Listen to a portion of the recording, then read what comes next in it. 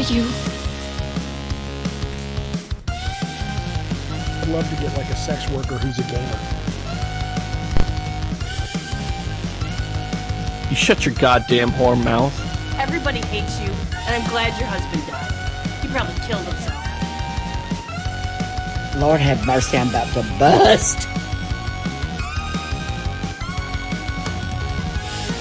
I can't help but be racist. It's true. Brett Moore, you played the Shadow Gambit on PS5 with a 2-hour demo. What did you think? I've only played it on PC, so I've played it with the controller, so I'm not entirely sure how the controls are with the DualSense or whatever it's called.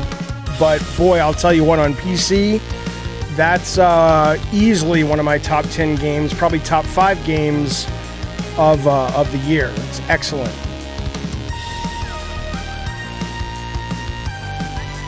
I would like to rear up and jackknife my legs and kick you both with my foot bone.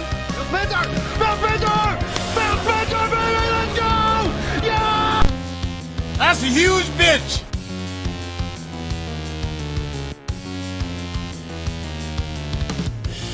We're just normal men, just innocent men. Rocker Matt, what video did you send me on Discord? I'm not sure what you mean. I'm sure I don't know what you mean. Be careful, baby. Okay. I've had over 40 pizzas in the last 30 days. I want to fuck my game disc. There's a hole after all.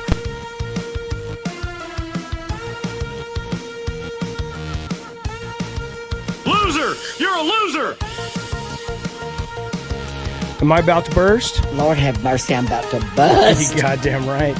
Hey, Random Moose Brains, Random Moose Brains, welcome back to the fold, buddy. Good to have you back in the Diet Soda Soldiers. Welcome to the show. Random's been one of our longtime, members. We love having Random Moose Brains here. Thank you, pal. Appreciate it very, very much. I did not see what Goodrich's comments about me were. Can you share? No. Well, hello, you old salty sons of bitches, deliciously dainty delinquents, and everybody in betwixt. It is good to see you. I'm your Papa Jaffe. Welcome to Gavin and Games for Saturday. You know, I would say I feel kind of bad that I've been away.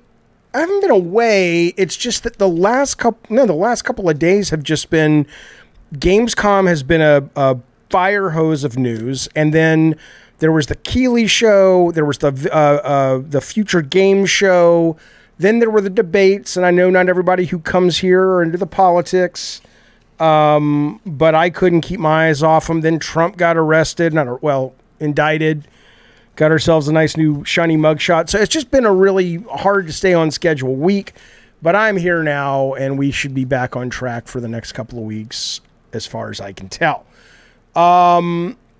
He spoke positive about me, Rocker Matt. Rocker Matt is talking about one of the designers that I worked with on Twisted Metal Black, and then he went on to be one of the lead designers with Steve Saragioli, I think, on Twisted Metal Small Brawl. And I guess he's streaming. He also worked on Vigilante 8, of course, and Star Wars Demolition. So I think I know he's streaming over on Twitch, and Rocker Matt is saying he spoke about me on that show.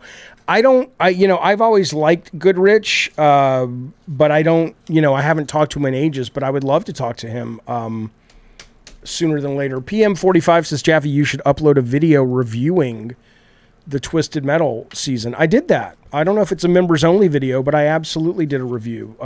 The sort of shorthand is, I absolutely love it. Phil's Blue Eyes says, I love Phil Spencer, but not the games. Is that so wrong? What I will tell you, we will be talking about Phil Spencer on today's... Right. We will be talking about the interview Phil Spencer gave to IGN a little bit later in the show. We'll be playing some clips from that. I can tell you, I'll save my thoughts. In Phil's blue eyes, I will save my thoughts regarding Phil Spencer and can you like him and not the games, blah, blah, blah. So we will talk about that very soon. Very, very, very soon. First, I do want to let you know, I got my Amazon package delivered today. The most well, there are 3 exciting things in it. First off, Callisto Protocol for the PS5. It's only $20 on Amazon. At least it was when I ordered it.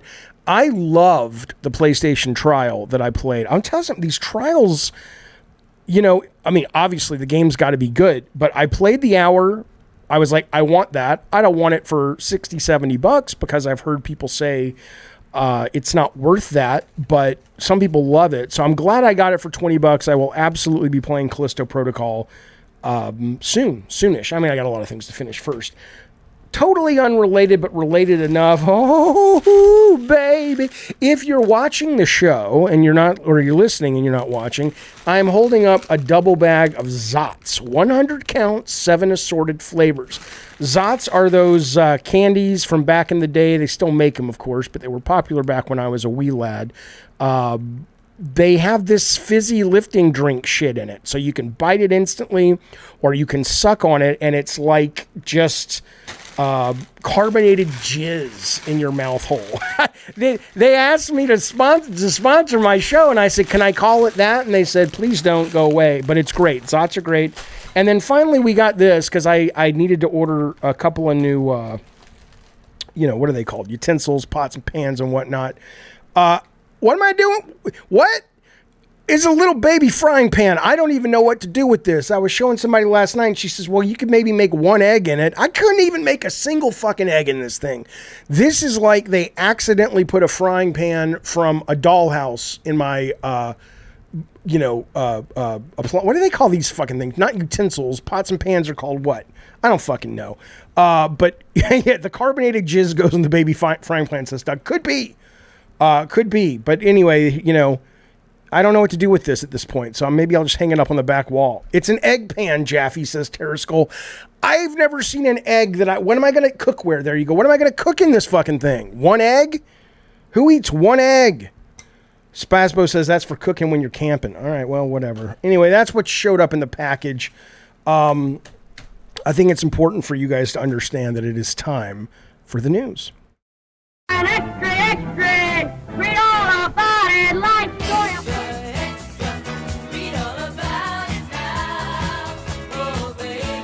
Shut the fuck up! Okay, I will tell you before we get to the news, Benji Martinez has been a member for 34 fucking cockadoodie months. Thank you for that, sir. He says, hey, I'm going to tag you again on a tweet I shared a bit back about someone wanting to build Sweet Tooth. Check it out. I'm sure the man would love to hear. Are you talking about the guy? There is a guy who I'm in communicate with that downloaded or extracted somehow the files from the Twisted Metal 2012 disc, and he was able to pull the 3D model and then break it apart in Maya or whatever he uses, and then he's 3D printed the actual car based on the model parts of Sweet Tooth, and it's a robot. He has I don't know if it transforms or he made a robot and the driving one, but that's all working. And I'm not sure if that's what you're talking about, but I am very impressed by what he has shown so far. If you're talking about something else, I would absolutely love to see it. That would be fantastic. Jaffe, are you... Fuck you, Steve. Fuck you, Alex. Am I working on my news intro? Don't you understand? No. Ultra Awesome is the only one that actually has the proper response to it, which is this news segue video makes me uncomfortable. Yes. That's the point. It's horrible. I want to play it again. No, I'm not. Let's get right to the news. Listen, here's a rumor going around the streets, the mean street. Let me tell you something real quick before we get to the news. I was going to say the mean streets of Del Mar, Carmel Valley. It's where I live. Very nice area of San Diego. And my son was waiting for the bus on these very streets. I don't know. This was 3 years ago. And he said we're not diverse when it comes to black folks here. We have a few black folks here, but we mostly have Caucasian folks, folks from India, and folks from not Asia, but specifically Japan and China. I mean, that's Asia, but I'm going to paint the whole brush. And so, to give you an idea, which doesn't mean any of those particular cultures can't be badass, violent people, but most of them are not, especially if you live in a area where people have some money and everybody's safe and they can eat, blah, blah, blah. Point being, he says to me, he comes home, he says, Papa, he was channeling Yentl. That's a joke for old people who were show kids. He says, Papa, somebody at the bus stop today was bullying this other kid. I said, what do you mean? What'd he say? He said, you better watch your tone. You don't want to get us up here out on the streets of Carmel Valley or something. Like, yeah, you little fucking junior high fucking twerp. You fucking non-threatening piece of shit. What do you, the streets up here in the street? I just don't understand children anymore. Hey, Brett Moore got it. Papa, can you hear me? Yeah, Brett Moore's old too. Fuck you. JW says, I love a good Yentl reference. Two things in life we all should love: colonoscopies and a good Yentl reference. I think that is the best, some of the best things in life. I'd love to get like a sex worker who's a gamer. It's true. Okay, listen, let's talk a little bit. God of War DLC. This is a rumor. It's from a Twitter. It's from a Twitter channel that for the longest time was 100%. I think he's called the leaker or something, which sounds positively filthy. But for the longest time, this guy was spot on. He's since given the rights of the Twitter account to someone else. The snitch is what they called him. And this guy, we don't know if he's as right, but he's pretty fucking right so far. And apparently what's happening is Sony Santa Monica, I know nothing about this, by the way, because if I did know, I couldn't tell you. Thus, I wouldn't bring it up because I don't spoil things. But this is a rumor that's out there. Apparently, it's 60% complete God of War DLC. Obviously, no one knows much more than that. They don't know if it's actually true. They don't know if it is true. Is it actual DLC, like you need the base game and then you just kind of, it picks up and you got to finish the first one? Or is it more like Miles Morales? It's a standalone adventure that, yeah, it's built on the same bones and technology, but it's its own thing. We don't know, okay? Steven, there's only one way to spell it. Well, there's two ways to spell it. It sounds the same, Jaffe. Steven19 says Cory Barlog blocked multiple Twitter accounts, including the snitch, right after the leaks. Interesting. I did not spoil Wolverine. No, I didn't. I buried that so deep that I knew good and goddamn well that no one would ever find it. But once they announced Wolverine, I could pull it out and show you that I knew about it because people were doubting my bona fides, bitch. Anyway, listen, let's talk about God of War a little bit. The first thing, now, no one knows what this is, right? So for all I know, Atreus is barely even in it, but I think a lot of people are jumping to the conclusion. I haven't finished the second game because I was kind of bored of it. I thought it was beautifully produced, beautifully made, wonderful game, but just not for me, too draggy. But a lot of people are making the assumption that Atreus is going to be the star. Is that is that a right thing to assume if you finish the game? You tell me. But the majority, at least on the couple of websites covering the story that I read, says, hey, they don't like it. Let me read you a couple of choice quotes. I'm not going to attribute them. You can see all this over at pushsquare.com. I really hope they're not doing an Atreus spinoff, says one fella. I don't have a Coke.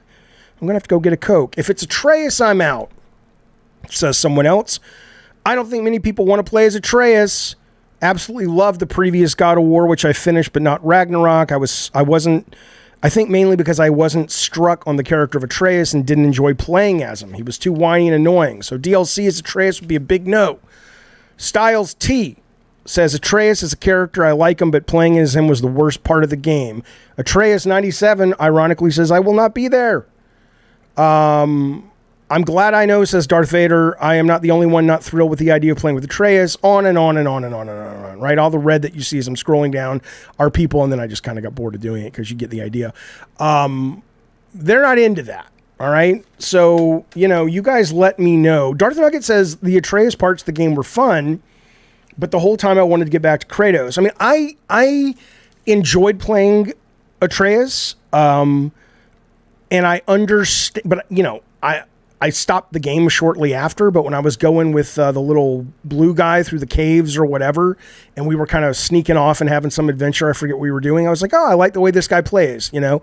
But, you know, and I think if they are seriously considering spinning off God of War, not stopping God of War, but spinning it off, you know, this would be a great place to try it, because I don't know if it's going to be free or not, but, you know, it's a lot cheaper to kind of build an Atreus standalone and see if, you know, they can address. I have to assume Santa Monica knows the complaints people might have about the character, and in that, maybe it'll actually surprise a lot of people. Maybe Atreus actually kind of feels more like his dad in the sequel and starts to get badass. Because I'm going to tell you something. I was thinking about this when I heard about this news.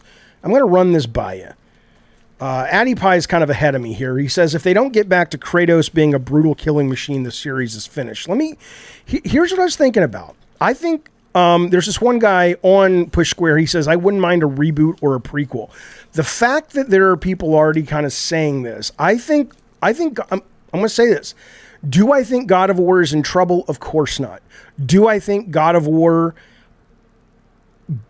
I hope they are taking the right lessons, because they wrote themselves into a corner, and I wonder what's next. Because if you think about it, most great movies, now forget Kratos and the ones I got to work on, a lot of people love them, a lot of people don't, whatever. But I've always been a fan and just sort of a big admirer of how Corey took this aged franchise and character, and really the whole point of his game was, both metaphorically and literally in the case of the story, let's mature it, let's grow it, blah, blah, blah.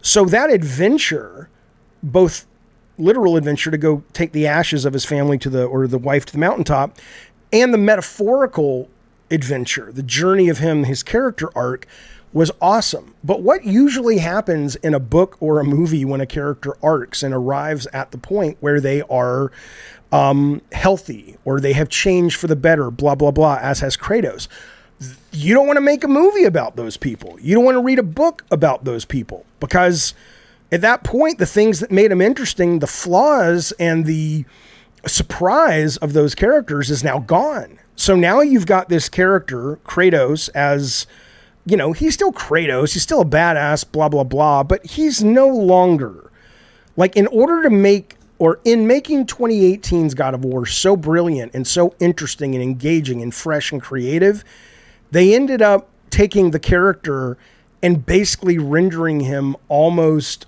worthless now, unless they do something that is really shocking, but it feels well written, not just like, oh, suddenly Kratos goes back in time and now he's the old, short of a really well written way to have something happen to him where suddenly he needs to arc again and we're interested in that arc. Like, I've seen people say, oh, and Atreus could get in trouble or die, and then Kratos gets mad, and he's like, we've seen that, right? So I don't know. I don't think there's an easy solve, because I think Corey's solution was brilliant, and it gave this series a whole new life. But now the question is, what do you do? I mean, maybe I'm wrong here. Maybe I haven't looked at the chat yet. I'll look at you guys in a second, but maybe I'm in the minority. Do people really, I mean, I'm going to be honest with you, not the quality of the games, not the quality of the production. The voice acting is tops, just brilliantly done by Santa Monica. But do people like Kratos anymore? Like, do they actually look at him and go, like, I know they like that he arced, but now who he is, are you like, yeah, I can't wait to play this old fucking dude who's kind of, I don't know. It just seems kind of to me. Maybe that's just me. Rathy says Kratos is in somewhat of, hey, Sarah. Do you have $5? I do. And will you bring me a Diet Coke? Yeah. Okay. I got more. I'll give you this. I got a 20. Okay. All right. Have a good day. But listen to me. I need 2 Diet Cokes if you don't mind. Okay. Thanks, sweetheart. But yeah, he says, Atreus is in a cul-de-sac. A complete reboot would be a great idea. But can you imagine at this point, that's got to be a hard pill to swallow if that's the data they're taking, which is, hey, we rebooted it. We got Game of the Year, Game of the Generation. Everybody loved it. And we had a much lower, I'm assuming, lower completion rate on Ragnarok, and now people are kind of not interested in the DLC. These are extrapolating based on comments. I don't know if any of that's true. Maybe 99% of the Sony fans are salivating to get back into that. But for me, I just feel it's kind of, it's not very interesting anymore. And it's not terrible to say. I'm not being mean. It's just, somebody told me the other day, they said, Jaffe, when you made that video reviewing, I'll get back to God of War in a second. When you made that video reviewing opening night live at Gamescom, you kind of burned a bridge. I think it was Mr. K said, oh, you burned a bridge with Keighley. Now he's not come back on the show. I hope people don't take it that way. I mean, I make sure to rave about the things Keighley does, which I love, and he does a lot of them. Same with Sony Santa Monica. But, I hope they understand that I can't make this show, and I'm not saying they give a shit, but hopefully they know where my heart is, which is I can't do this if I'm pulling punches. I'm not going to be mean about it, but I'm going to tell you what I think, and it's just a fucking opinion. Carlos, thank you, buddy. 24 months. God damn, man. He says, look, back to the DLC, Jaffe. Stay on top of you, fuck. He says, if it is Atreus expansion, I hope he gets the Miles Morales treatment with newer powers, weapons, and 15 to 20 hour game. I don't know about the length, but I would agree that if Santa Monica is looking at this, I'll tell you what, if you Google Atreus, which I did for my thumbnail, there are versions of Atreus that are really cool that were not in the game. Like, I gotta say, I'm just gonna be honest, fucking I don't care. I don't like the look of Atreus. I don't think he's heroic looking enough. Now, people are like, but Jaffe, why can Aloy not be attractive? I'm not saying he's not attractive. He just doesn't look like a hero. He look at Atreus right here. Atreus here kind of looks like an intern at William Morris.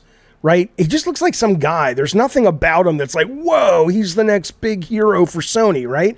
But if you look at some of the stuff people have done on their own, I don't know if I'll be able to find it real quick, but even this, I mean, yeah, if Atreus suddenly becomes this kind of a badass, and then it's like, okay, fuck yeah, that could be really fucking cool.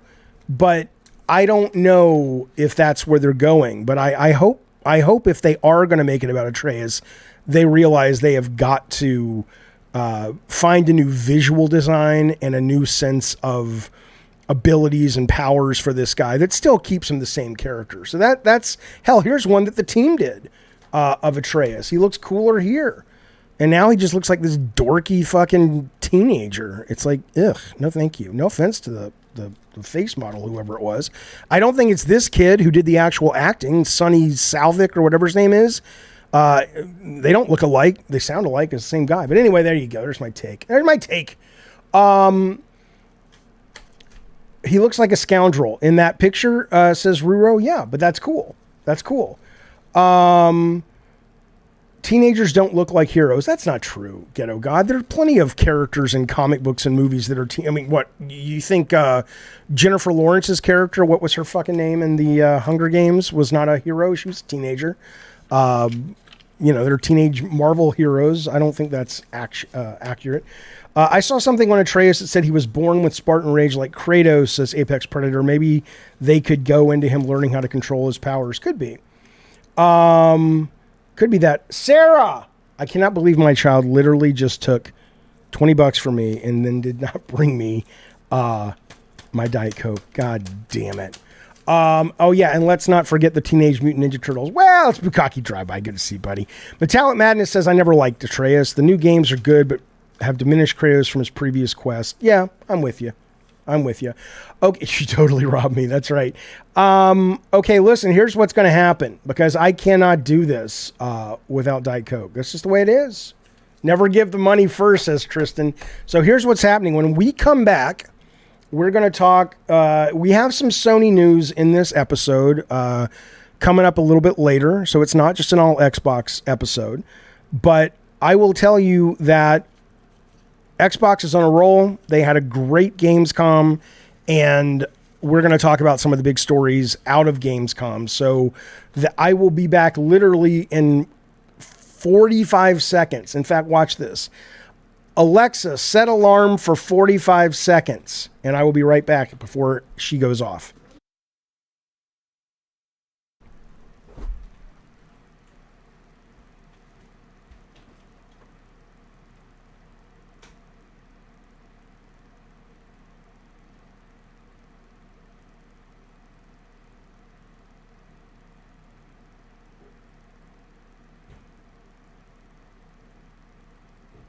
What did I tell you?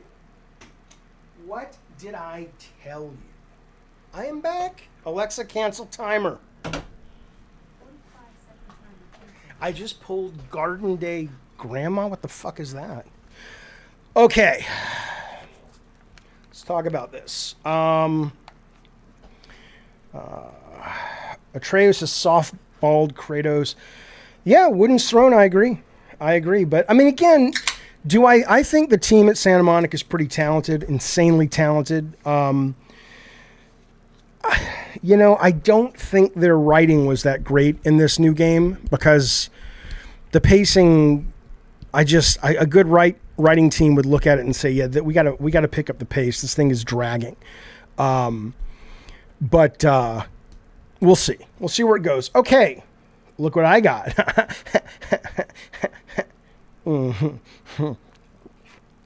I'm addicted. What do you want? Well, first off, you have to have seen.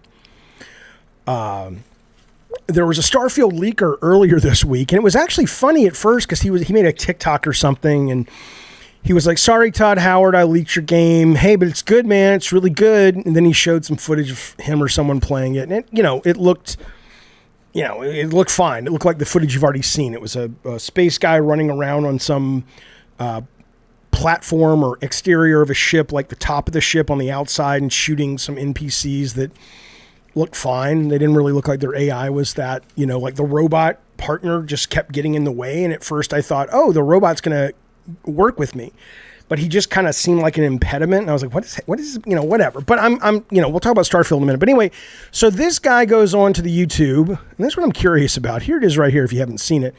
He goes on to the YouTube and he says, I'll sell you this shit. And this is not codes. This is not like a code that Gene Park went onto eBay and sold. Or Colin. Well, Colin didn't get a code, but like Greg or any of those guys.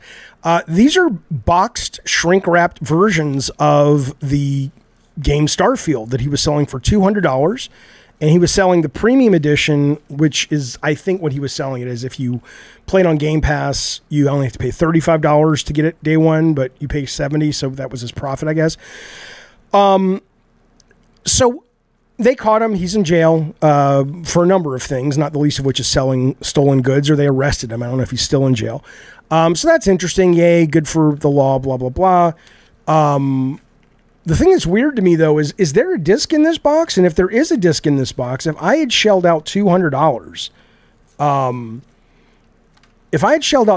to play this game, I would be, I think, maybe bummed because I know, I watched the Todd Howard Gamescom, one of his interviews, and he said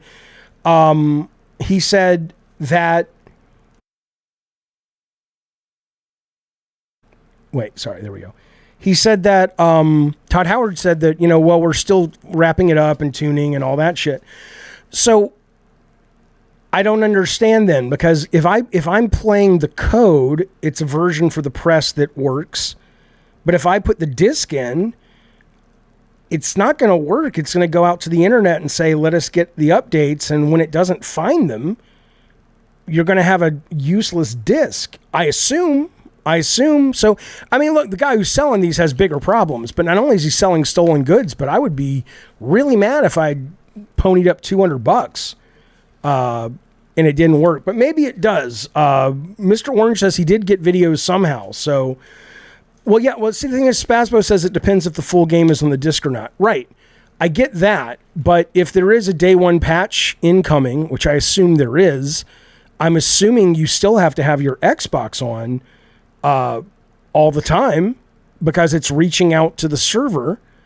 But again, you guys in the chat are saying that he did get videos from it, so clearly it just works even if you're not hooked up to the internet. So, whatever. It'll be out in a couple of weeks. I don't listen, unless somebody hurts somebody else in a crime in a meaningful way. Like if they had leaked this to the entire world, that's different. I don't know, man. We let white collar criminals and businesses get away with so much that it's like, let the fucking man make a couple $1,000 off ill-gotten gains, but suddenly he's the bad guy. I don't know. Whatever. If the full game is on the disc, you don't need day one patch to play. No, I get that. But I also wonder if it's not that I guess if you unplugged it, I just assumed it needed some kind of internet connection. But maybe not. Okay. Okay.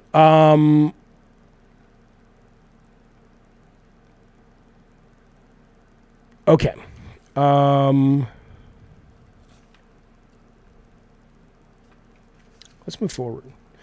But let's talk about Starfield. Sorry about that delay. I'm adjusting. Usually when I sit, it doesn't matter. Here's the point. Let's talk about Starfield. There's a really good article in British GQ. You can read it online. I'm going to put the link right now into the chat with Todd Howard and a couple of the key folks from Starfield. And it's right there. I want to give it a read because I gave it a read because I'm excited for the game. All the stuff I've seen recently, the people I've heard who've played it talk about it, I'm very, very excited.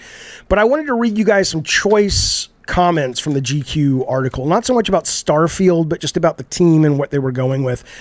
People who follow me know that one of the reasons I'm very excited about this game is I love what they have been promising, which is about the romanization of space and exploration and answering questions about life and why we're here and kind of these big questions. I love that a game is going to tackle that. And a couple of weeks ago, I saw that you can play an atheist, agnostic, you can play a religious person or maybe a cult person or something else. I love that the game has shades of that. But the more I read, it seems like their mind really is kind of on this. So I'm very excited that it goes deeper. It may not. It may just be wishful thinking. But here's some of the quotes. Todd says this. He says, the idea that we're still searching and still finding is what excites him about this game. Then with the interviewer, it says he's bouncing onto the formation of the universe, whether or not we're alone, how he hopes we discover alien life before he dies, and if the world is a computer simulation. Its biggest design flaw, if it is, says Todd Howard, is death. I don't agree with that. I think if you didn't die, the simulation wouldn't work. It would be like there'd be no real stakes. But that said, interesting. But my favorite quote from the GQ British thing was the lead writer, a guy who likes to go by the name Pagliarulo because it gets him laid, but like that's his real name. He's responsible for overseeing all the writing and quest design. He was raised Catholic. He says this. He says, I swear to God, I've never reflected so much while making a game. He's not been practicing religiously for the longest time, but Starfield still pulled him from atheist to agnostic and back throughout the development process. Is there anything out there but blackness? We're tackling some pretty big themes that your average shooter probably doesn't get into. It really affected me personally. How can you not be excited for that? How can you not be excited for that? Listen to this. This is some of the stuff that I'm very excited for that the GQ interviewer played. He talks about going to Atlantis, which is their densest city the studio's ever made. Here's what he says happened when he went to Atlantis. He says, I got distracted by a museum where I catch up on 3 centuries of human history, a devastating colony war, the fate of Earth, the mystery of the Terramorphs, the game's main alien threat. Think about that. I want to go to that. I literally do. That's how excited I am for this game. I want to go to a goddamn fucking museum and read about the lore of this world. Within 45 minutes, the author goes on. I have 12 new quests leading me off-world. One has me smuggling contraband from the mining colony of Sidonia on Mars to gain the trust of the deadly Crimson Fleet. They go hard. Smuggling is an entire subsection of the game, says Todd Howard and Pagliarulo, and they're particularly excited about it. They say it has a Donnie Brasco vibe. Another quest sends me to hunt space pirates in low gravity on the frozen plateaus of Europa. As I boost to huge heights using my rocket backpack, the combat has the responsive freneticism of something like Destiny rather than Fallout. Come on now. How are you not excited? How are you not jumping up and down? I'm excited for this game. I'm excited after reading that article even more. Hopefully it's not all bullshit. You know, we'll play some clips from Phil Spencer and IGN coming up in just a minute. But it sounds like the responses they've been getting are really good. Really, really, really good. Zero Signal says, I'm going to love revisiting these quotes while watching footage of all the T-Post bugs. Look, I'm not saying it's going to be great. I don't know if it's going to be great. It could be shit. That's, you know, I'm not, oh my God, I was wrong. I don't know.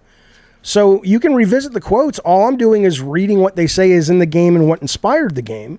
And if it's great, awesome. If it's not, okay, I've got 1,000 other fucking games to play. Bukaki Dryby says one of the leakers posted there were invisible walls. They left out that it took them walking in the same direction for 45 minutes, though. Yeah, that could suck. Basecat says every Bethesda game is mad besides Prey and Dishonored. I don't agree with you. I appreciate you don't like them, but I don't think they're meh. I think they're very ambitious and interesting.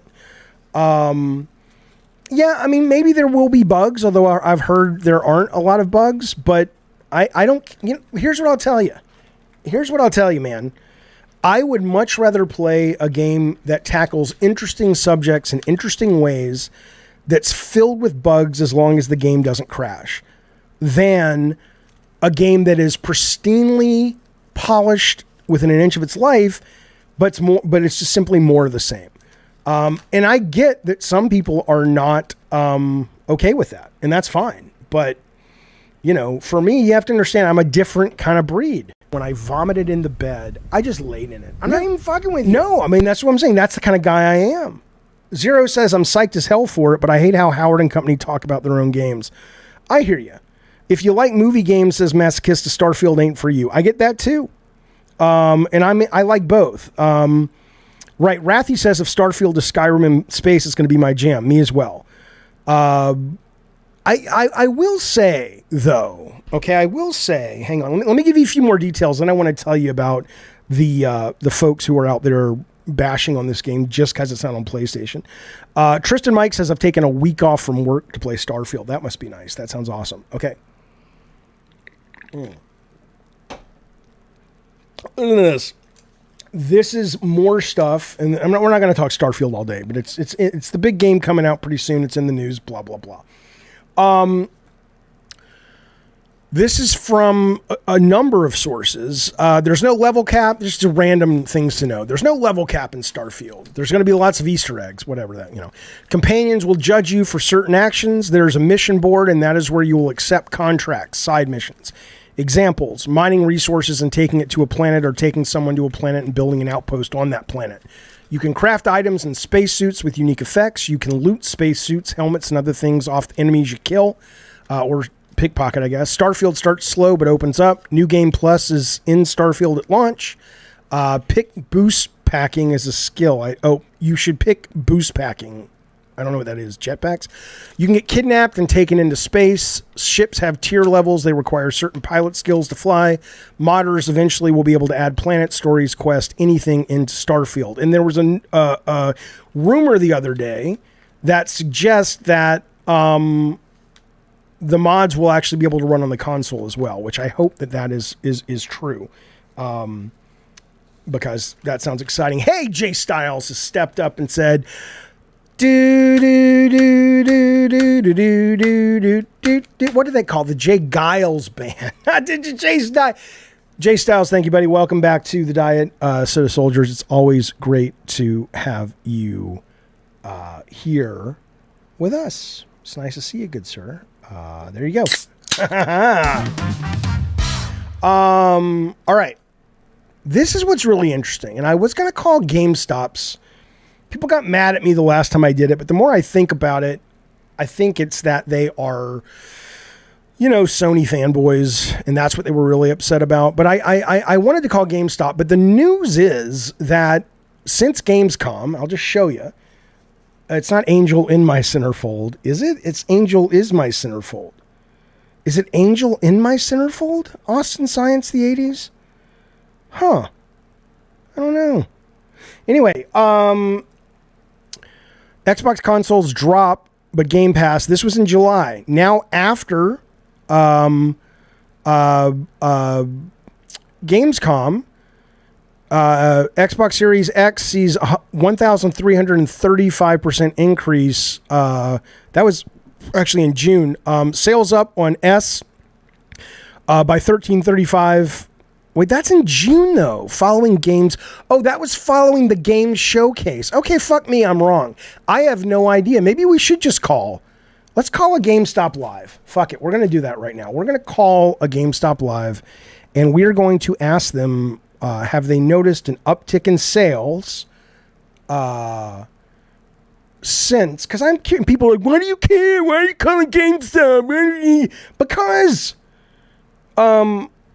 Because why the fuck would I not want to know this? Idiots. People get so mad at me. Oh, Sony. I'm not NC says, Jeffy, don't harass minimum wage workers. I'm not harassing them. I'm asking them some questions. Give me a break. Okay, here we go. I'm going to call one. This is the Mira Mesa GameStop. And I'm going to ask him first, is it okay if he's, on a live stream and all that?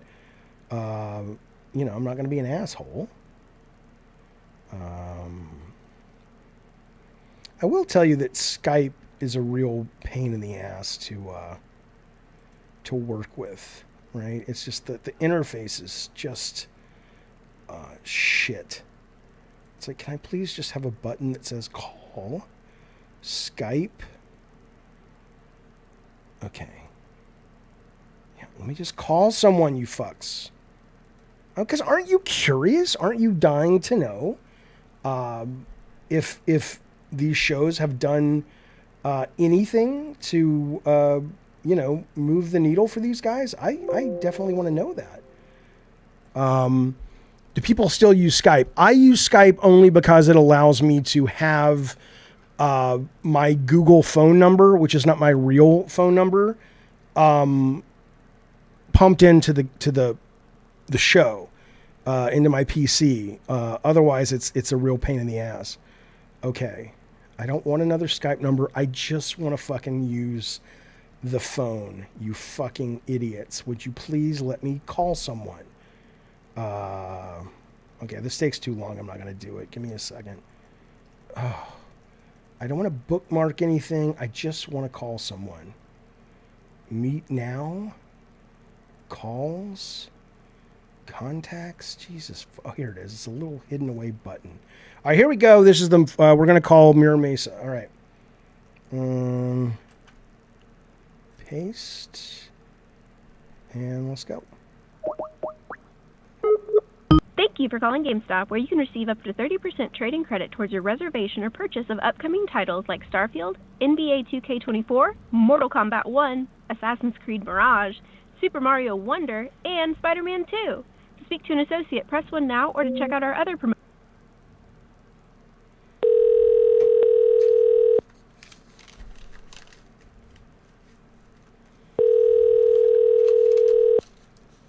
They're not going to be harassed, Addy Pie.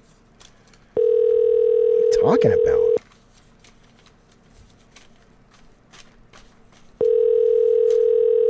about? Hangry Dad says I haven't been to a GameStop in years. I haven't either.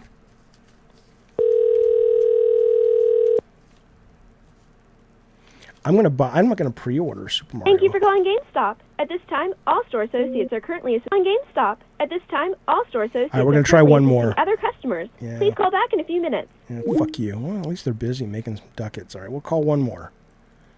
Let's call this one. And if it doesn't work, hey, it doesn't work, then we'll get on with the news. No, what am I calling? No, who the fuck am I calling? Go back. All right, here we go. Here's the next one. This is GameStop. But stop telling me I'm harassing people. Thank you for calling GameStop, where you can receive up to 30% trading credit towards your reservation or purchase of upcoming titles like Starfield, NBA 2K.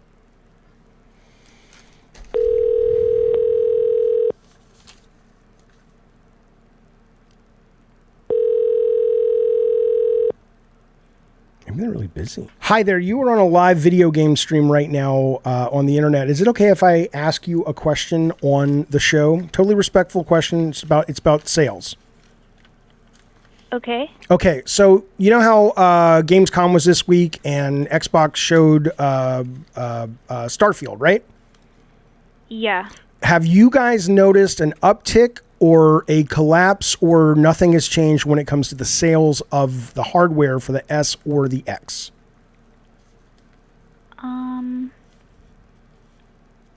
I don't think I've noticed any significant change, to be honest. Okay. Do you think Xbox could do anything to turn the tide, even if Starfield is great? You think it's going to matter or not really? Well, like, are you just asking for advice in general? Well, I do a video game show online, and we're talking about the impact of Gamescom and how much Xbox's fortunes may be affected by what most people would say was a really good showing. And I was curious, going right to the source of like, hey, are you noticing gamers making different buying decisions based on that, or that really hasn't made a difference yet? It sounds like it hasn't made a difference yet. Yeah, it doesn't really seem like it.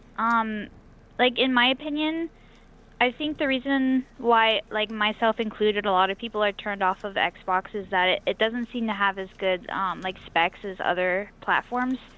Because, like, Starfield is still releasing on PC, so, like... I don't know, like, I feel like it's just not worth it to just get, like, the Xbox, like, just for Starfield, you know, whenever there's, like, better options available out there. To play that game? Huh? Better options to play Starfield? Yes. Gotcha. Yeah. Okay, well, that's all I needed. Let me ask you actually one more quick question. I have people who tell me whenever I call GameStops all over the country to ask questions from time to time. People say, stop harassing GameStop employee. Are you being harassed, or am I just a guy asking questions about something I'm assuming you're a fan of, which is video games? No, I don't feel harassed right now. I mean, Good. This is the first call that I think we've gotten from you, so, like... Oh yeah, I wouldn't. I'm not like every day. Well, maybe, yes, like... of course. No, I probably will never call again because I don't want to bother people.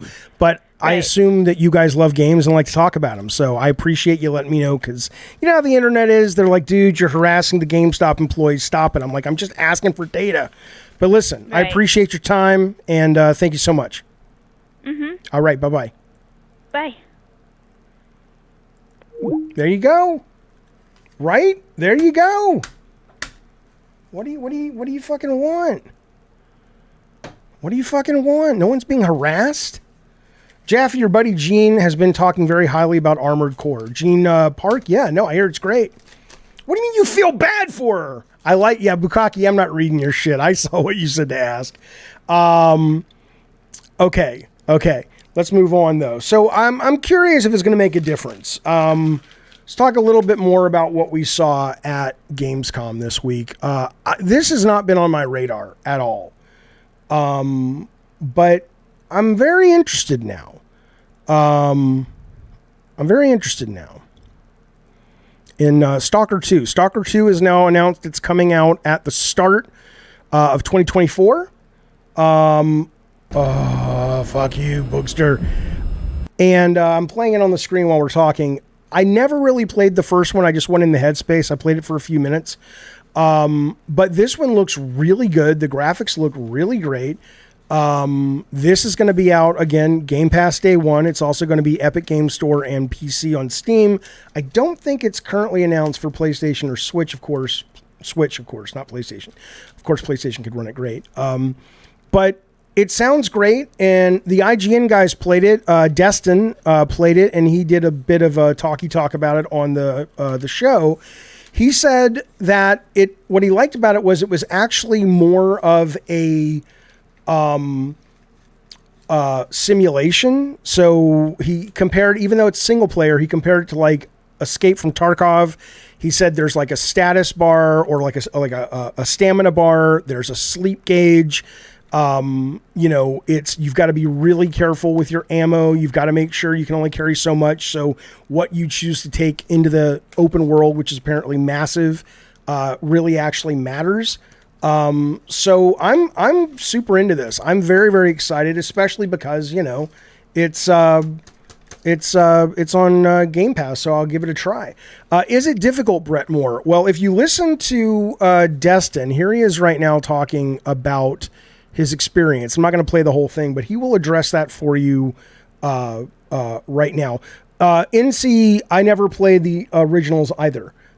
This is Destin from IGN. I'll play it for like a minute. Listen to what he says. The gameplay still seems a little bit early. Like they definitely have a lot of polish to do. Okay. And if you're new to the Stalker franchise, just a heads up, this game is difficult. There's inventory management in the style of a game like Escape from Tarkov, if you're familiar with it. And the AI, I saw some YouTubers out there saying that the AI seems a little easy. Okay. It was not easy. They'll flank you, they'll rush you, and I really, really enjoyed the experience, but I had to reset my expectations about what Stalker is. So if you're a Stalker fan that has been playing the game since the beginning, you're gonna get exactly what you wanted. Okay. Yeah. What surprised you during your time here with Stalker 2? Well, I don't know if it's a surprise. One thing I really enjoyed was it opens you up, it gives you the bolt, and you can throw it at anomalies, and yes, you can still jump through them. As a matter of fact, it seems like they're leaning into that mechanic. So you throw your bolt out, have the anomaly discharge, and then you rush through it to get past that hurdle, so to speak. A very interesting mechanic that's utilized early on, and then they just kind of send you out into the open world. You fight some mutant dogs, and you're constantly worried about ammo management because one reload could mean life or death for your character. So it's a tense experience. It definitely is. It's definitely not an easy game. You're going to need to be mindful of your inventory, how many bullets you have in your particular weapon, and how you're utilizing the gear that you have. So, you know, again, I for some reason I kept thinking this was Metro. And I think it's Metro that I played, and I was just kind of like, not for me. I've probably never played the first Stalker, so I'm excited. This sounds really good. Tone says people are thinking this is another Metro because they haven't played the first Stalker. Well, that's my question. Is it not? Is it in the same universe? Is it about the same fucking thing, or I don't know why, for some reason, my brain was attaching Stalker and Metro together. Maybe it is the same intellectual property. I don't know. Vincent McGlone says they're both inspired by Roadside Picnic. Sounds like an indie band. I don't know what that is. They look similar. Okay. This is the game that was delayed because of the war in Ukraine. One of the team members also got killed in the war. Yeah, no, no doubt. Bukaki says it's very low T to find a video game difficult. You know what? I probably have low T. And if I do, I'm like, so what? I'm a very happy dude. But it's like, if low T means, you know, you're not like getting in fights all the time, I'm okay with that. I don't give a shit. Why do you laugh? Somebody killed LMAO. What? I don't think so. Okay. Stalker is nothing like Metro, says Ultra Awesome. Stalker has inventory management, stealth gadgets. Right. That sounds great. It sounds absolutely great. I'm looking forward to it. Okay. Oh, low T means you can't get hard. Oh, is that what it means? Why don't you just say that then? I don't need the fucking shorthand. I just want the details. Listen. So, okay, Bukaki says a high T value male does not seek conflict, but we handle our business when it comes to our door. All right. Yeah. Here we go. Gamescom Awards. I want to cover this briefly with you guys, mostly because, let me get this. I know it's going to drive Spaspo crazy if he's watching. It's like, why isn't it centered? Let's see, reset it. That still should be over. Why? It doesn't matter. The Gamescom Awards came out. These were things, my understanding is these were things that I can't look at the chat. The Sousa says, I told my friend I'm having trouble with Quake 2. Now he thinks I'm low T. Okay. Okay. Best visuals went to Black Myth Wukong, which people have been saying plays pretty fucking good. There have been some great previews out. I'm excited for that. Best audio. I mean, you can see these yourself on the Gamescom. I'm just going to pick the ones that I think are really worth talking about. It is cool, though, that these are all playable. So they're not giving awards to trailers. So Zelda won Best Gameplay over Fires of Rubicon, Armored Core, and Shadow Gambit, which I haven't played Rubicon, but I have played Shadow, which I adore. And I think that's probably right. I think Tears of the Kingdom is clearly one of the best designed things that I've played in ages. This one is interesting to me.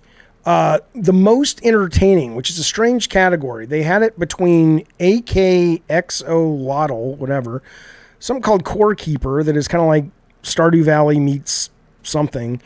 Pizza Possum, which is kind of like a Overcooked, but it's stealth. And then Headbangers is the game a lot of you motherfuckers made fun of me about, which is a battle royale rhythm game coming day one to Game Pass. That was up for the most entertaining game to play on the show floor. Now, again, I've talked about this before. This was the curse of Dreamcast. Dreamcast it shows always was the belle of the ball because the games were very arcadey and played great in small little segments with your friends, but they didn't translate into sales. So just because you win this award don't mean much. This was surprising though.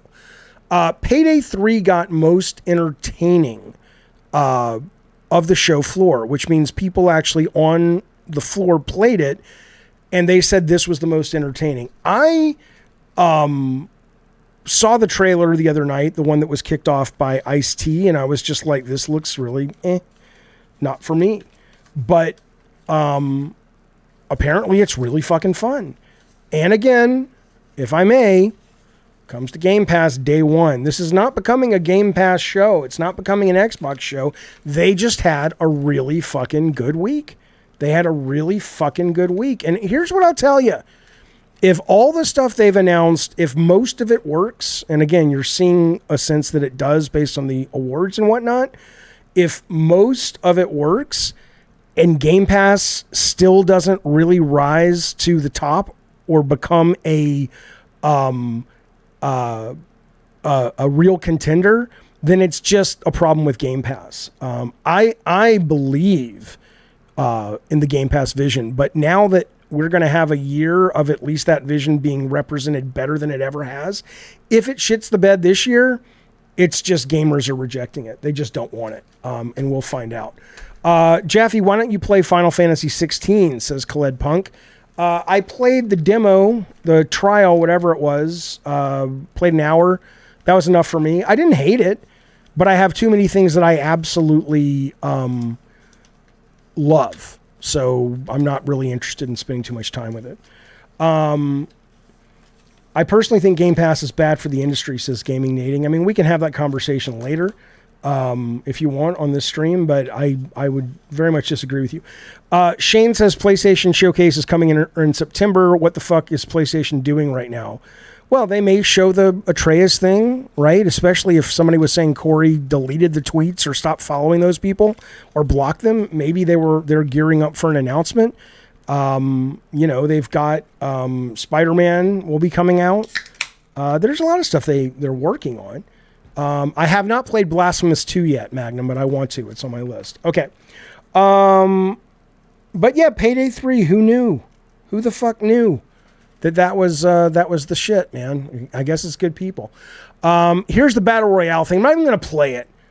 The last time I played this, people made... hell, I will play it, but I'll turn it down.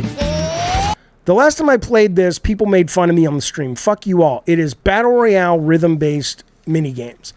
Are you out of your mind? How brilliant is this? I want it. I want to play this so badly. People were like making fun of me. Fuck you. It was most entertaining, voted on at the show, and it's coming day one Game Pass. You know we're going to play it together. Alex says Payday looks good, but it's a great game night title. Yeah, I mean, I saw some people in the chat saying that the Payday is actually quite fun when you're playing with people you know. So I think it'll be a lot of fun. Bukaki says, I don't know where they could take Ragnarok. That would be interesting. The ending was already dreadful. Oh, going back to the original topic that we already covered. Wake up on time next time. Mr. What is the kid in Boy Meets World that Mr. Feeney always called him? Mr. I don't know. Fuck you. Okay. Let's move on. There was a great interview. Again, Destin is all over Gamescom and from IGN. There was a great interview with Phil Spencer. And we're going to... Mr. Matthews, there you go. Thank you, buddy. Bukaki says, I was responding to someone's comment in the chat. Not everything's about you. Fuck you. Okay. We're going to play some of the clips and talk about them. Let me play this first one. This is Phil Spencer talking at Gamescom a couple of days ago to Destin from IGN. Were you here last year? Nope, I skipped last year. I am like just jazzed. It's so cool to see everybody, and it's fantastic to be at Gamescom. I guess the biggest consumer game show on the planet. It's huge, yeah. You know what else was cool to see? That Starfield presentation that you and Todd introed a little bit ago. It's all Todd. Yeah. I was there to intro Todd. Yeah. That's my job. You were the setup guy. I carry his bag and I intro him. Baldur's Gate 3 is the talk of the town right now. Great game. You know, this RPG comes along, kind of takes the internet by storm. Do you think it's set expectations for Starfield, or did it steal a little bit of the thunder? I don't think it has anything to do with Starfield. I mean, great games coming out. It's a good thing for the industry. First, congrats to Larian and the team. I think it's like, what, a 97 rated game or something. As somebody who finished the original Baldur's Gate and Baldur's Gate 2, and what was the expansion for Baldur's Gate 1, Forgotten Shores or something? Like, I'm a huge Baldur's Gate fan. Were you here? All right, people are telling me it's a little low. Let me up the gain really quickly, and then we'll talk. Edit filters. Sorry, fellas. Gain, add. All right, the next one should play a little louder. Watch your eardrums if it plays too loud. Okay, so this clip, the only reason I wanted to show this clip was what I will say is, and you guys know, all you have to do is go back and look at some of my videos. Just go to my channel and search on my channel for Phil Spencer, right? I have laid into him and Matt Booty and their management forever. So I'm not like susceptible to the tractor beam that is Phil's charisma, such as it is. But I will tell you, lately, you know, I like the guy though, and I see why people like him. And I'll give you an example. The fact that, you know, Sony is ruling the roost right now. Nobody needs what I'm about to say Phil brings, at least at a PR level. It's not like it's going to make you buy an Xbox, but it is nice that the guy plays games. If you sat down with Jim Ryan and said, have you ever played Baldur's Gate, let alone finished 1 and 2, let alone knew and played the expansion pack, let alone were excited to be at Gamescom walking around and playing games. I don't think, you know, Sean Layden would, but Jim Ryan would not. Awesome Tatum says, I like that Phil's a real gamer. He's not a corporate shill. Addie Pie says Jim Ryan is busy making games. Right. I get it. I'm not saying this is going to make a fucking difference to anybody other maybe than some really weird people who are loyal to a brand for no reason or whatever. But I'm just saying I like the public facing aspect of Microsoft right now. I like it with Phil in this position. I think he's good at that. Okay. Yeah. And again, Shirku says Phil is a good actor. Jim is a good businessman. Right. Cool. I'm not saying, I hope you understand what I'm saying. I'm just commenting before we get to the meat of the conversation that seeing him in this chat made me go, oh, I miss that about Sony, right? Like Scott Rohde is a guy I talk about a lot who runs PlayStation here in America. Scott Rohde is exactly like this guy in terms of his appetite for, knowledge of, passion for video games. Right? It's nice to talk to people. And I used to work at Sony when it was Shuhei running it and then Sean running it. It's nice when they actually know what the fuck you're talking about. It doesn't mean anything. It doesn't mean that the game is going to be better or worse. It's just nice. That's all I'm saying. Let's move on to some meat though. He actually addresses Redfall here Better than he did when he was on Kind of Funny. This is what he says. Let me watch your ears because I think I've turned it up, but hopefully not too much. With Redfall, it was more of us not using our internal processes that were in place already, just because of when integration happened. I'm not using COVID as an excuse, but we did close the ZeniMax acquisition, and then everybody got sent home, and it was just not as easy as maybe some of the earlier companies, studios that we'd acquired in terms of integrating in our process. But that's all on us, so I'm not trying to deflect any of the criticism. But absolutely, anytime we launch anything, and we're going to learn from the launch of Starfield, we're going to learn from the launch of Forza, and we reevaluate our process because we want to make sure we're exceeding customers' expectations with everything we do. I'd say one of the things that was helpful for us with Starfield was our long working relationship with BGS. So the relationship between Todd, BGS, and our platform team was just stronger than it was with Harvey, not because of, and the team at Arcane, not because of anything other than just relationships. Like, we've just known them longer. So Todd brought in the team brought in the ATG group early to start working on Starfield, and that's on us. Like, we should have done that with Arcane. We should have helped them more in the development process, and also just made it clear that shipping a first-party game has a different level of expectation. That it's not always true that every team that comes into being part of a first party is aware of when it launches. With So what I liked about this, I mean, I have said often that Microsoft Xbox production suffers from what Sony suffered from at the beginning of PlayStation, which is they're just really fucking green. They don't know what they're doing until they fail. And again, that's what Sony had to go through. I was there when Sony was going through it. So if what he's saying is, yeah, we should have been minding the store, we didn't think we really needed to, we had these processes in place, but we dropped the ball on that for any given reason.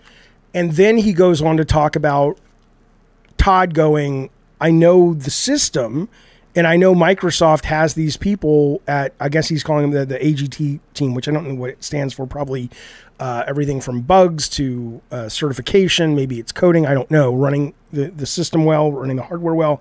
But when those pieces work as designed, it seems to be working. I mean, we'll know in a week or two when Starfield comes out, but I don't fault anyone for failing and learning from their mistakes. And it sounds like maybe they did, or it could be just utterly horseshit.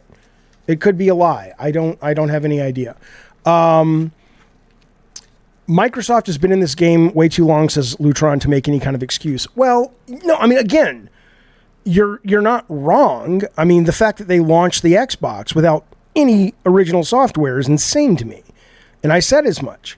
But in terms of internal development and running third-party development, not really.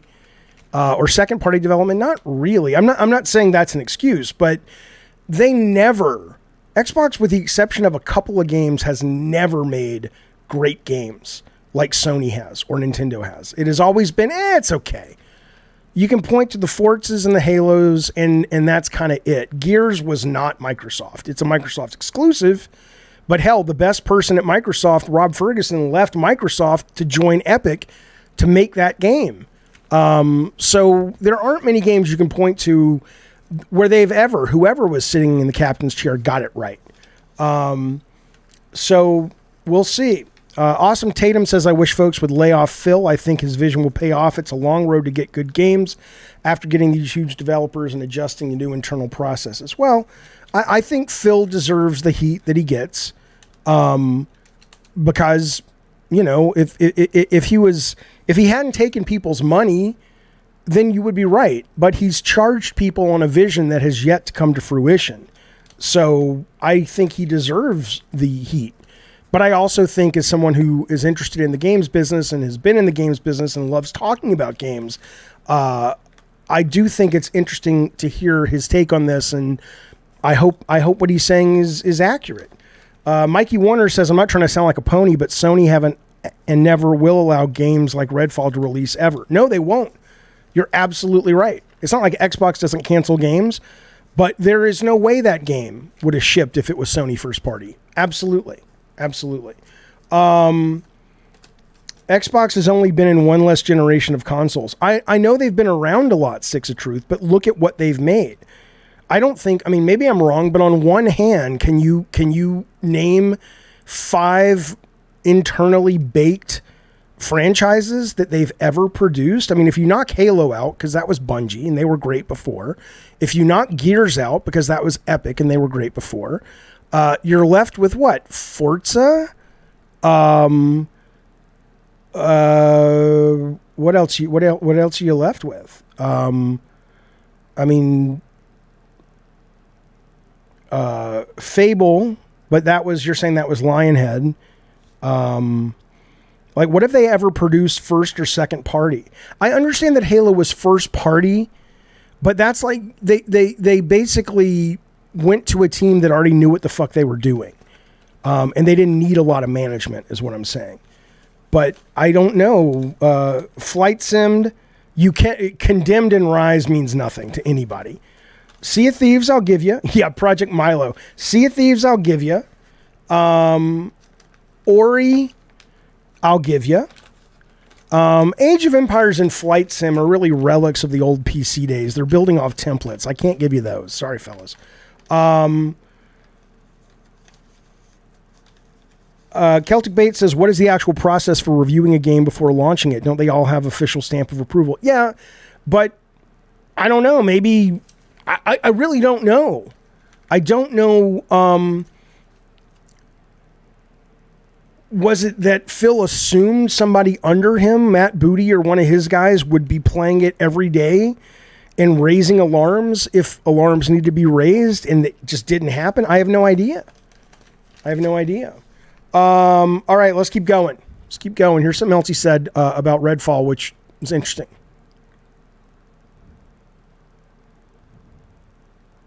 You threw like 300 devs out to Larian to help them get Baldur's Gate on Xbox? It's a great game.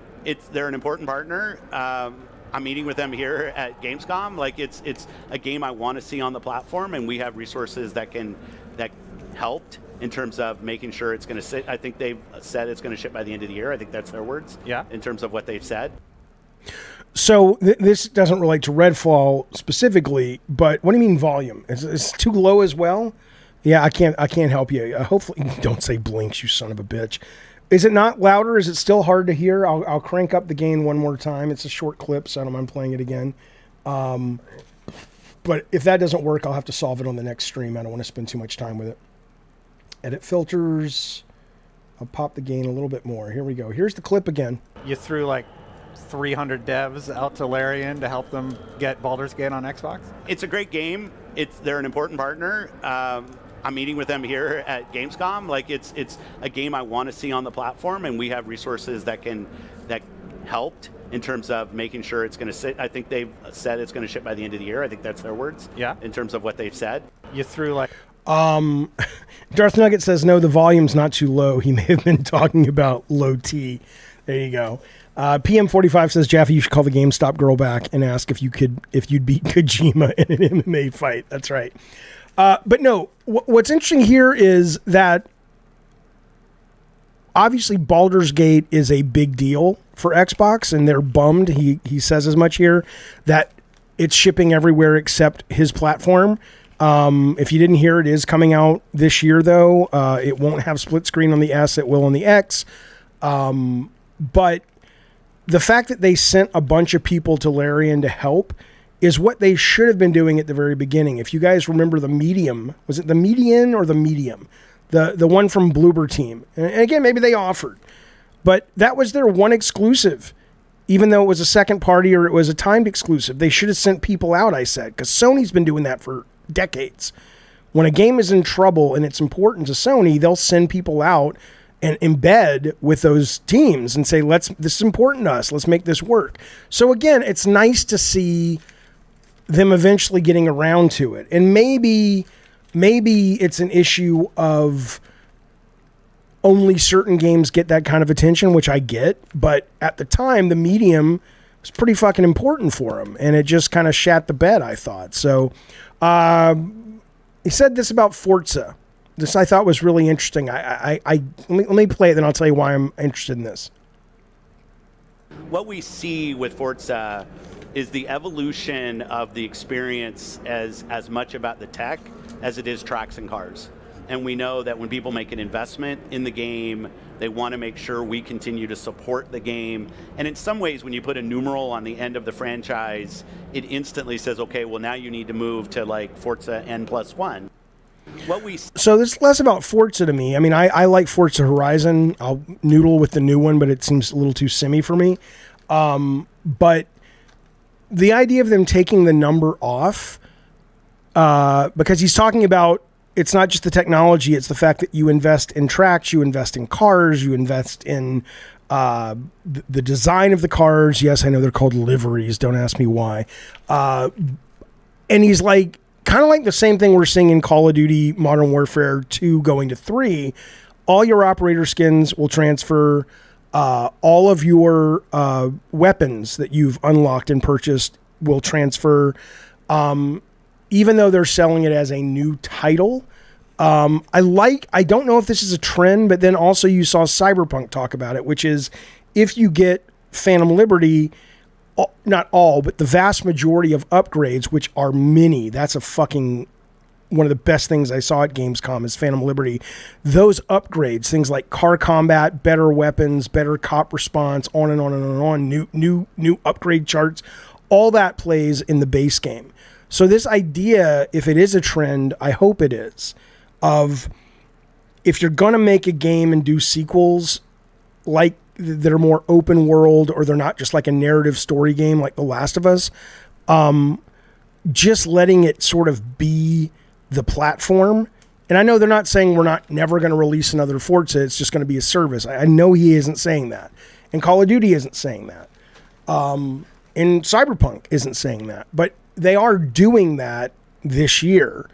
And in doing it, I really like it as a gamer. So I hope that it is the beginning of a new trend in games. Absolutely. This I'm going to call bullshit on, but I'll play it for you anyway.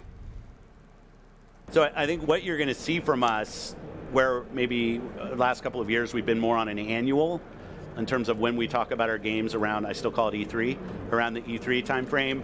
This year we did Developer Direct in January. We did our showcase. We're here in the biggest we've ever been at Gamescom, and you're going to see more regular times to talk about our games because the portfolio is deep enough that we can support that. Matt Booty promised us 4. Yeah. Are you on track? For this year? Well, let's see specifically what he said. Yeah. 4 first party per year. We more than that this year. If we start with Hi-Fi, Minecraft Legends, Redfall.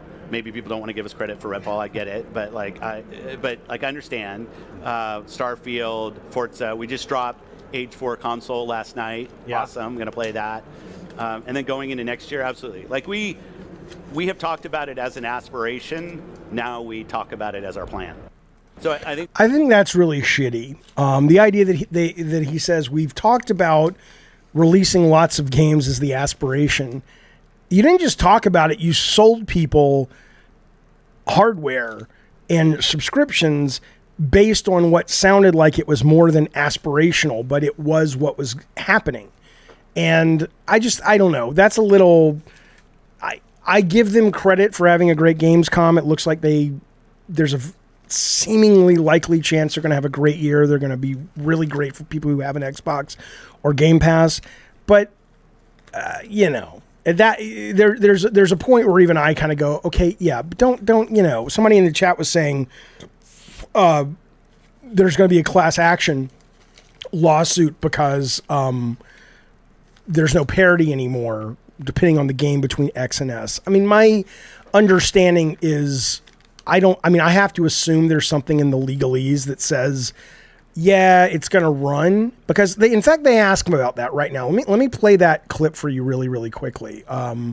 This is what he says on parity. Is there some future where you allow developers just to launch on the Series X versus S? Because there's the parity clause right now, and I'm curious, will that ever be loosened up a bit?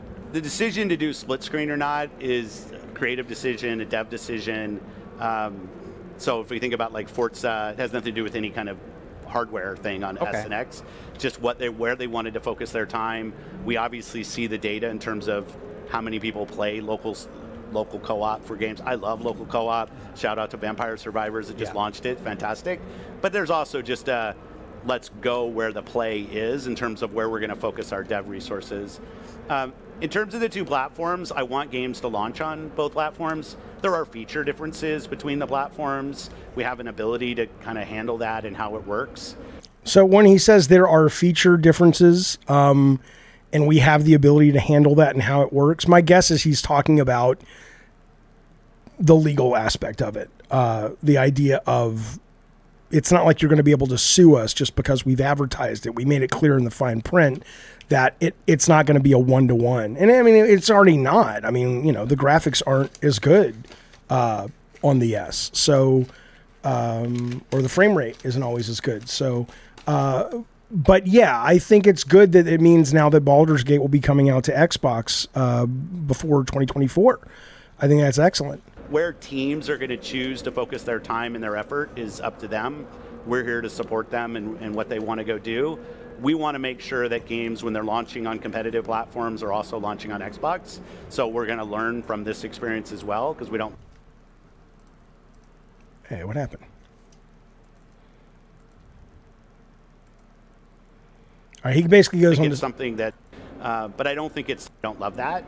Because we don't love that. There you go. But I don't think it's something that's like a fatal flaw in the system. Is there some... So he's basically saying, though, that, yeah, it's like what he isn't giving up on is the idea that every game that comes out will work on the S or the X, but it will not always have parity, which is great. I mean, I think, look, if you buy a cheaper system, if I buy a cheap PC...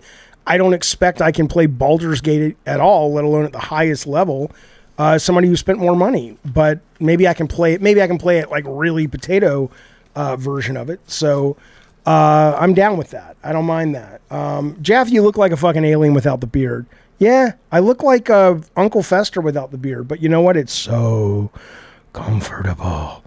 Listen to this. We got a super chat from YT2. He says, Starfield having New Game Plus is maybe the greatest news about the game besides adding planets made by modders.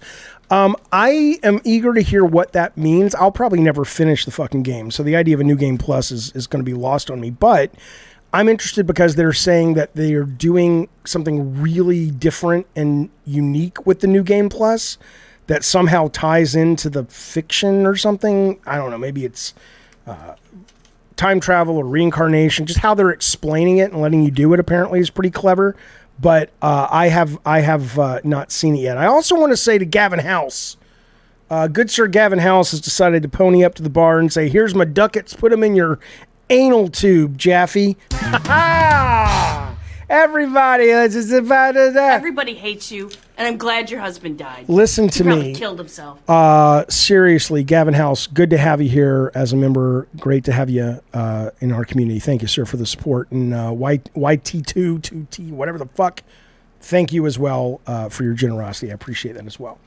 I got my kid an S. People are saying, why would you buy an S? Because I wanted to play GTA with him, and he wanted to play Fortnite and GTA with his friends.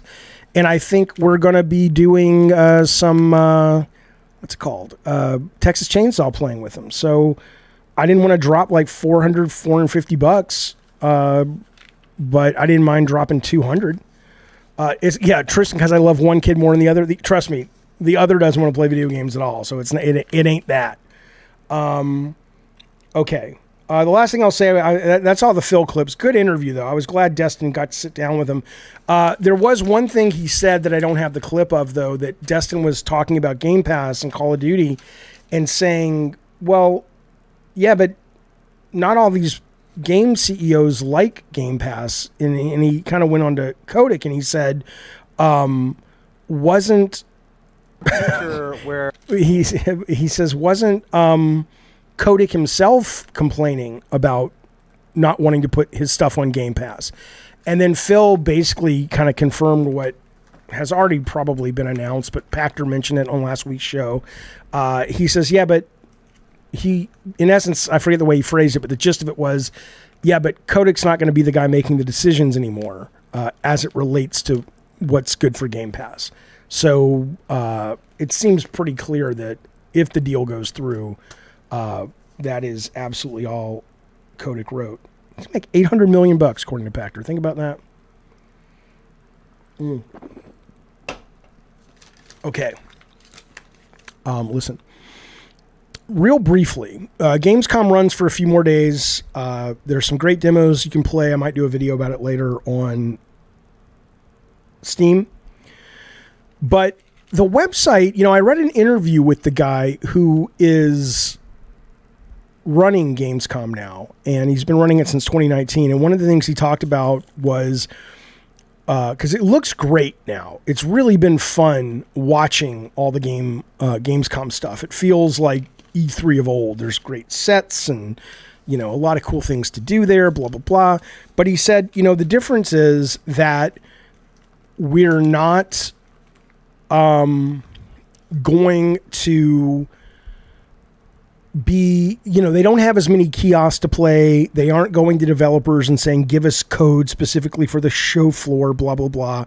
It's really, they say if you walk around, there's a lot more stages and streaming and sort of digital events that the publishers gather to send out to people from that central location. And so I was like, well, he was really raving about the digital shit. And so I went to the website. I want to show you because it's a really fun website to go through. If you just go to gamescom.global, it tells you what's there and stuff. But like if you just go to all the games that are on the show floors, it's pretty fucking cool that they're all in one place. You can go through every single game that was announced, every single game that is playable. Some of them will link you to demos. They will all link you to the websites and more information.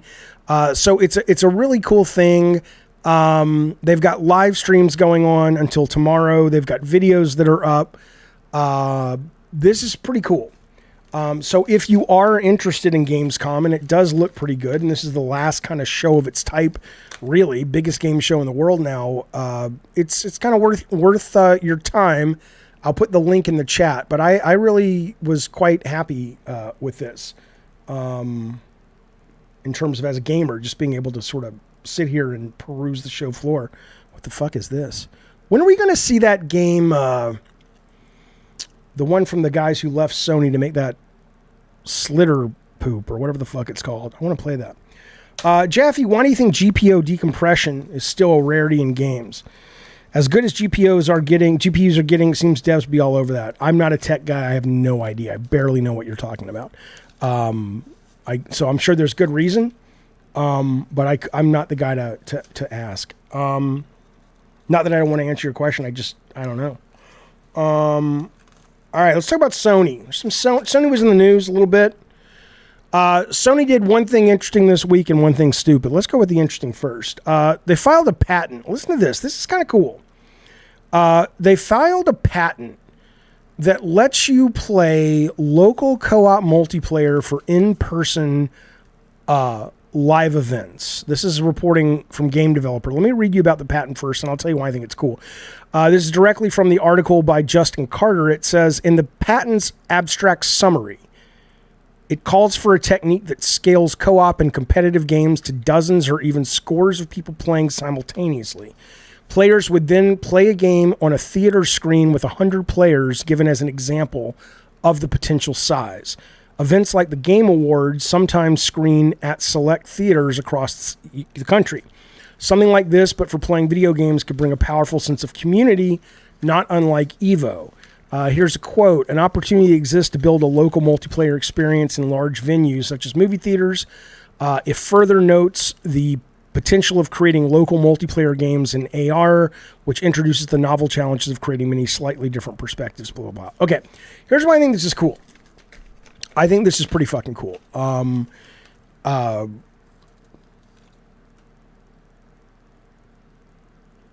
If you can actually, if this works, right? I mean, the idea of commercials before a movie and everybody can take out their phones and play a commercial, which is basically like, a top-down God of War hack and slash or RC Car Twisted Metal or whatever, or, be more interesting than that. A board game, a trivia game, whatever, but it's happening as a Sony commercial before the movie.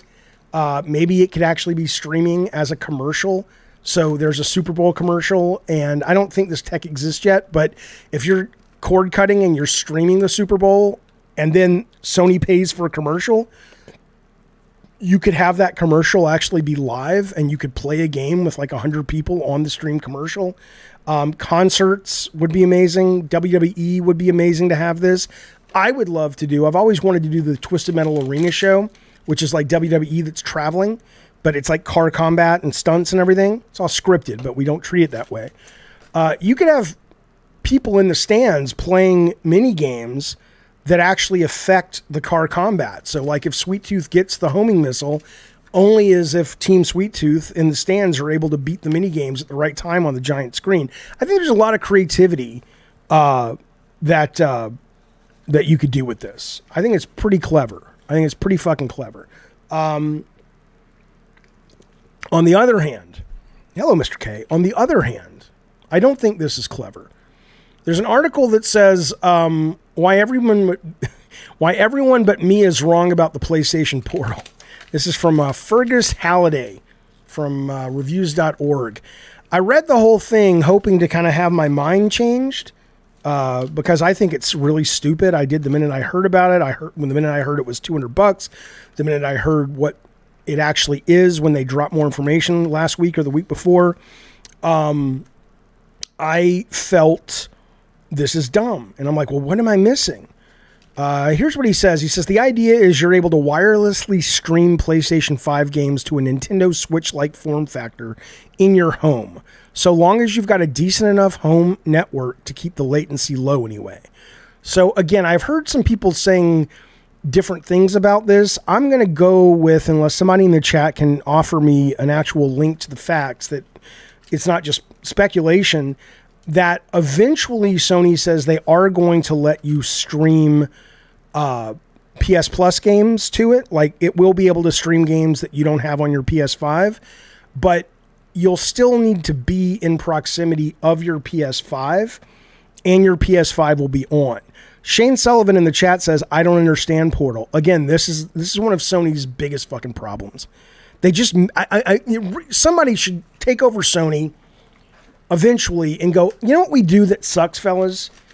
We put things into production that a lot of times nobody wants. It's like we don't do market research. I'm sure they do, but it's terrible.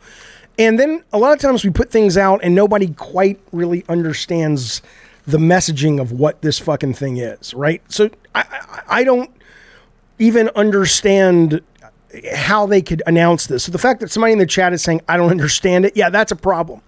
But let's assume this guy is right, Fergus Halliday, and he's like, you've got to be in your home, or you've got to be in proximity of your PS5, or it's not really going to work. What? And then people are saying, yeah, but that's okay, because, and this guy has a point. He says, most times when I play my Switch, it's not like I'm on the bus or anything.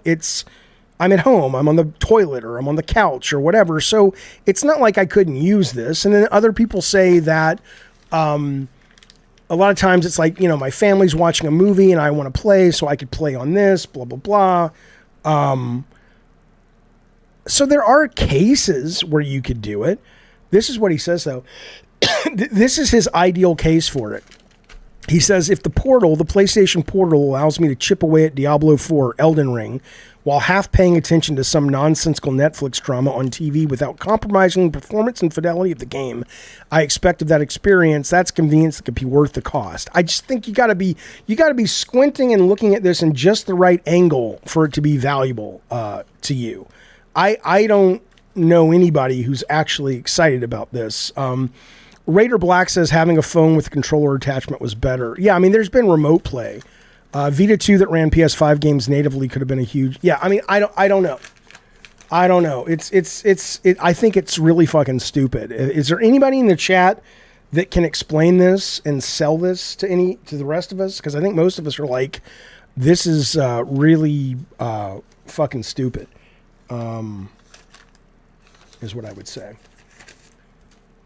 You can use it anywhere if you have access to stable Wi-Fi. Yeah, but Kinzel, can you really? Like, you may be able to use it anywhere, but don't you have to? So let's say I go to Hawaii, okay, and there's great Wi-Fi in the hotel. I turn this on. This turns my PS5 on back home, and now I'm playing across the ocean. That's what you're saying? Now, again, if it's connecting to server farms that are in Hawaii and they're like doing like cloud gaming, which is what they're saying they eventually will do, but it doesn't launch with that, then I think that's great. But it's not that right now. And it's certainly not that if you aren't into cloud gaming. It's just you got to be close to your PS5.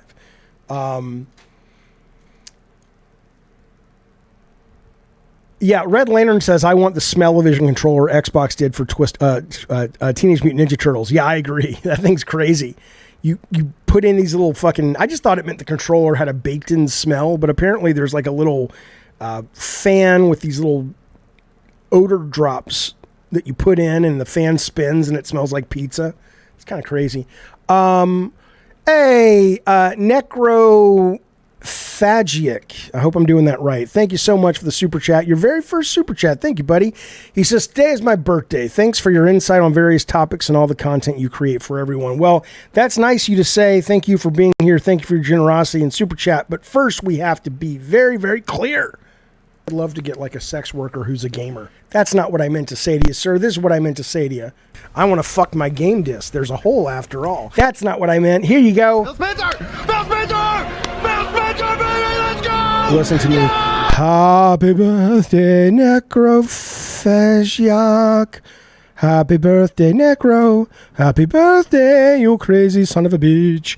Happy birthday. Ooh, you. Now, Necro.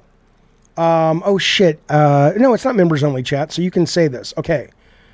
I want you to pick a number between 1, 2, 3.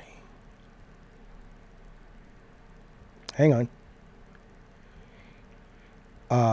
1 and 32. And what I give you based on that is reflective of your soul. Between 1 and 32.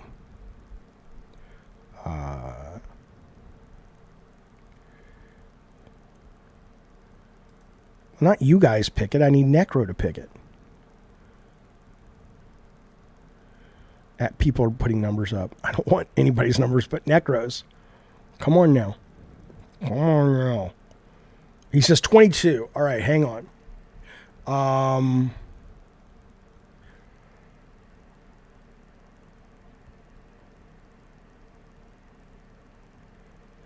Oh, that was lucky. This is your spirit sound, sir, for your birthday. It is a gift. Bill Spencer! Bill Spencer! Bill Spencer, baby, let's go! Yeah! That is literally number 22 on the soundboard. Happy birthday, buddy. Wooden's Throne says, the best announcement at Gamescom for me was the Turok 3 remaster. I'll tell you what. Thank you for the super chat, Wooden's. I tell you what. The last Turok remaster I played on Steam was fantastic. I was surprised by how much that fucking thing holds up. That was crazy to me. And so I'm looking forward to the new one as well. I want to read this somebody posted. This is from in the chat. Lethal Brizzle. You do not have to be on the same network to use remote play. I've used it myself when in Madrid and my PS5 was in England. Okay, so you are remote playing with your PlayStation in Madrid, in England, and you're in Madrid. And it was a good experience. I don't know how far Madrid and England are from each other, but tell me about that, how the experience was. Who was it? Was it Eddie? Was it Big Bad Eddie Torres? Hang on. I think he was saying I would buy I might buy a Portal. Yeah, but the thing is, aren't you collect everything? So, are you going to buy it and actually open it and use it? Because that, I can see scenarios where you would need it or where it would be good, but I just don't think there's that many people that would do it. Thank you, Michael. I appreciate it, buddy. I remote played with my Vita and my PS3 while it came out. Could only play PS1 games at the time. I understand Madrid's in Spain. I'm saying, how far are they from each other? Colin is excited for Portal, and he doesn't understand why it's getting this much hate. Well, I'll give you two reasons. One is the fact that nobody seems to really understand, or there's lots of different ideas of what the fuck this thing is. I'm sure that's playing a part. But another part is, if it is what people are saying, I just don't think there is a big enough market for it, right? I mean, it's just kind of like, you have to, like I said, you got to be very specific scenario where you're like, hey, I'm glad I have this. Lethal says, okay, I played Ni no Kuni Remaster. It was like, I wouldn't try to play Call of Duty. There was occasional pixelization. It was passable. And again, how big is that? What is that distance is what I'm wondering. But sure, if that distance works, then I could be on, at a job in San Diego, and I could be playing with my home in San Diego, and it could be fine. Yeah. Okay. I'll tell you what I'm surprised I've been playing. I've been playing, obviously, a lot of Marvel Snap still, a lot of Shadow Gambit, but I played really for the first time in ages, because I always just thought it was way too simmy, but I played a Madden, the new Madden. There's a trial on Gamepass, 10-hour trial. And I loaded it up because I was like, over the years, I've gotten much more into football. I always hated sports as a kid, but probably game design brought me to football, because when I started watching it, it's a really deep, interesting, strategic game. And this was the first time I've watched enough of it. I'm like, I want to try to play a game of it. And, I went through all the settings and I made it very arcadey. And I chose all the things that it wasn't that difficult in terms of it's not a very nuanced experience compared to the hardcore Madden guys, but it was actually fun. I actually had a really, really good time. So if there are any members who like Madden, we should play online and stream it. And I'm a huge Auburn fan. Yeah, Auburn. And I really fucking wish we'd get college football back. I know that they're working on it, but it's certainly not going to be this year, clearly. So, I hope we'll get college football, because I like college football a lot more than Major League Football. Not Major League Football. What, NFL? I'm still a nerd at heart. Fuck you. Yeah.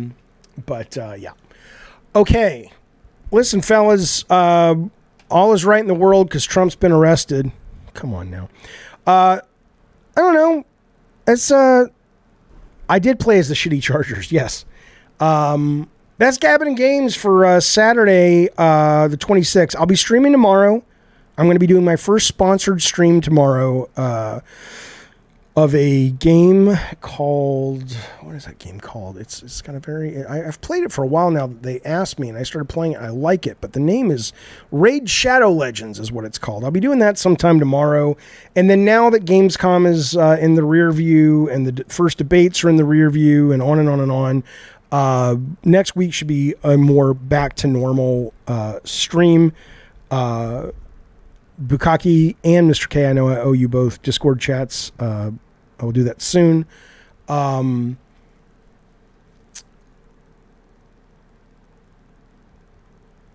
there any game nights soon? There are, Alex S., but the next two kind of big member things, we're going to be doing a Pot and Popcorn that I need Cult Calypso and God of War members. I'm going to put up a poll to Monday so they can start telling us what we want to watch. And we might do a lunch with Jaffe this week or something just for members this week that's not straight up just game stream. So we did a game stream last week. It was fun. We'll do another one. But right now we're going to get a Pot and Popcorn out there. And we have a new I Love the Weird coming soon. So there's a lot coming up. But for now, this is the show. Thank you guys very, very much for hanging out with me, spending some time talking about the video games that we all love so goddamn much. I do appreciate that, fellas, and I'll see you guys next time. Bye, everyone. Oh, and thanks to all the new members and the super chats and the original members, old members. I appreciate it. I'll see you soon.